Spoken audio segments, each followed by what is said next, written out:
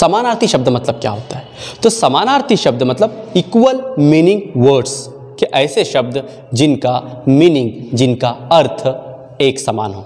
जैसे पृथ्वी, पृथ्वी मतलब अर्थ।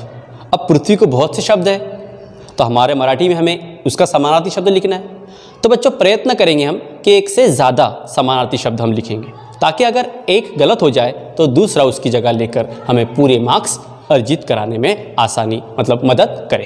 तो देखिए पहला शब्द दिया गया है पृथ्वी। पृथ्वी, पृथ्वी मतलब अर्थ, और पृथ्वी को मराठी में भू या भूमि या जमीन, वसुधरा, ऐसे भी कई नाम है। तो हम दो लिखेंगे सिर्फ, पृथ्वी मतलब भूमि, या भू भी लिख सकते हैं आप लोग, या फिर वसुधरा, वसुधरा या फिर वसुंधरा। इस तरह से हमें पृथ्वी के समानार्थी शब्द लिखना है। उसके बाद सूर्य, सूर्य मतलब सन, सूरज। सूर्य याचे अनेक समानार्थी शब्द आहेत, लेकिन हमें सिर्फ दो लिखना है। जैसे हालांकि हमें प्रश्न में सिर्फ एक ही लिखना है, लेकिन अगर हमें दो आए तो वो लिख सकते हैं हम लोग। जैसे सूर्य, सूर्य को मराठी में कहते हैं भास्कर।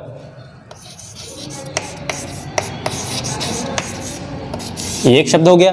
रवि, रवि भी कहते हैं उसे, या दिनकर भी कहते हैं।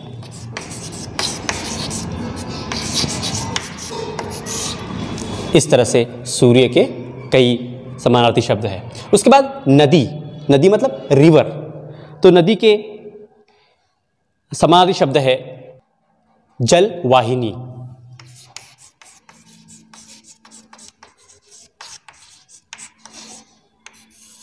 जलवाहिनी ये एक समानार्थी शब्द है। उसके बाद सरिता, ये भी समानार्थी शब्द है।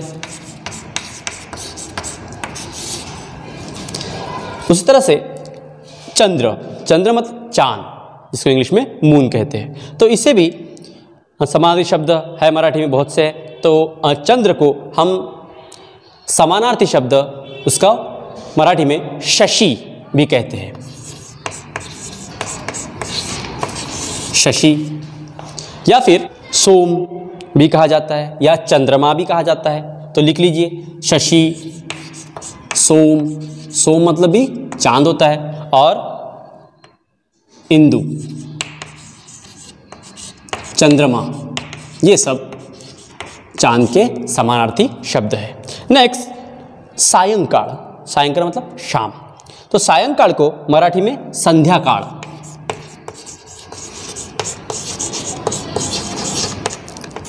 संध्याकाळ ये समानार्थी शब्द है उसका, या फिर साज।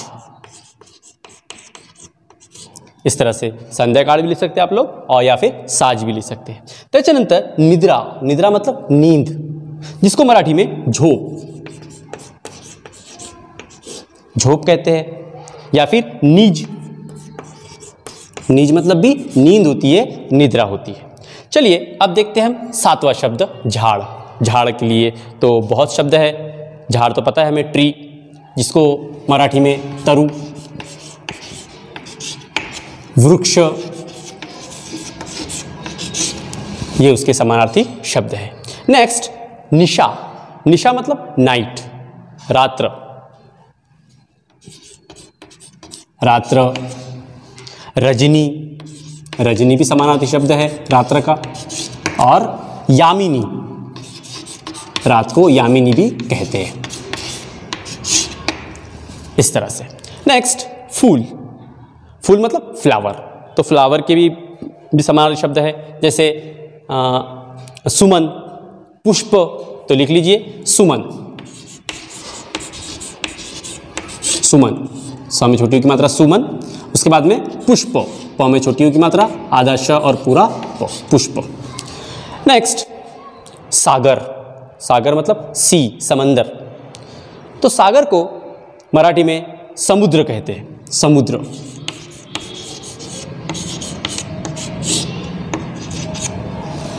या फिर सिंधु भी कहते हैं, रत्नाकर भी कहते हैं। तो लिख लीजिए सिंधु। रत्नाकर,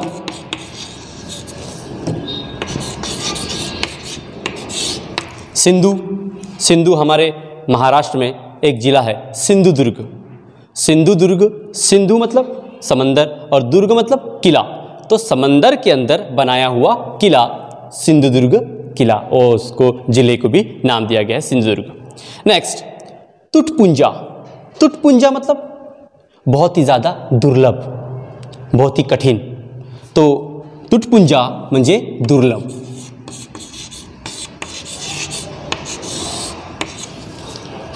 और भी शब्द है इसके, दुर्मिळ भी कहा जाता है, विरल भी कहा जाता है, दुर्मिळ।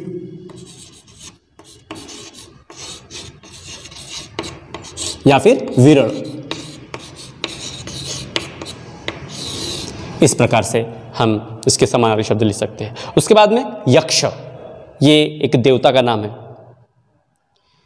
इसे समानार्थी शब्द है इसका ये है गंधर्व।